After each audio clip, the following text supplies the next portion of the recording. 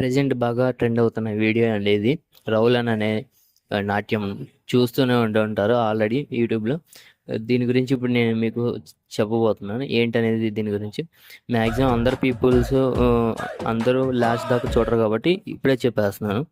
ఇది హిమాచల్ ప్రదేశ్లో ఒక వేడుక అండి. ఇది మార్చ్ ఏప్రిల్ లాస్ట్ వీక్స్లో జరుగుతుందండి. దీనికి వచ్చేసి ఈ ముసుగు కప్పుకున్న వ్యక్తులు వచ్చేసి ఒక అమ్మాయి ఒక అబ్బాయిగా యాక్టింగ్ చేస్తారు.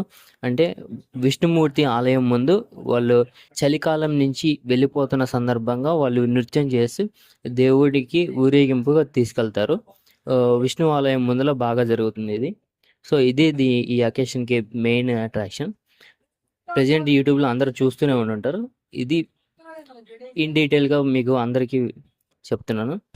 ఇంకా డెప్త్కి వెళ్తే ఇది హిమాచల్ ప్రదేశ్లో కిన్నౌర్ జిల్లాలో జరుగుతున్న ఒక పురాతన సాంప్రదాయం అండి ఇది. దీన్నే రౌలాన్ అనే పిలుస్తారు.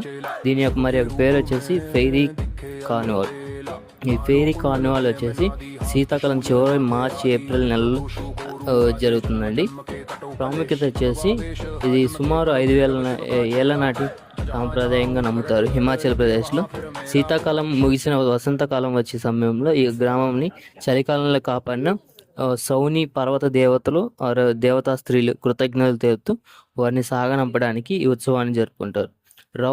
రౌలా అంటే ఈ ఉత్సవంలో భాగంగా ఇద్దరు పురుషులు రౌలా వరుడు రౌలానే వధువు అనే పాత్రలు ధరిస్తారు. వారు సాంప్రదాయంగా కిన్నౌరు దుస్తులు అంటే ముసుగులు వేసుకొని ఆభరణాలు ధరించి విష్ణు నాగిన్ దేవాలయం ముందల ప్రత్యేక నృత్యాలు చేస్తారు.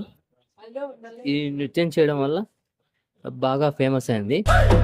ఇది చూడాలంటే ఈ నృత్యాన్ని మార్చి లేదంటే ఏప్రిల్ లాస్ట్ వీక్స్లో మీరు హిమాచల్ ప్రదేశ్కి వెళ్తే అక్కడ ఈ నృత్యాన్ని చూడాలి. ఆచారాలు వచ్చేసి ఈ పండుగ ముసుగులు ధరించిన వారిని జనపుంగుల అనే ఊరేగింపుగా వెళ్తారు.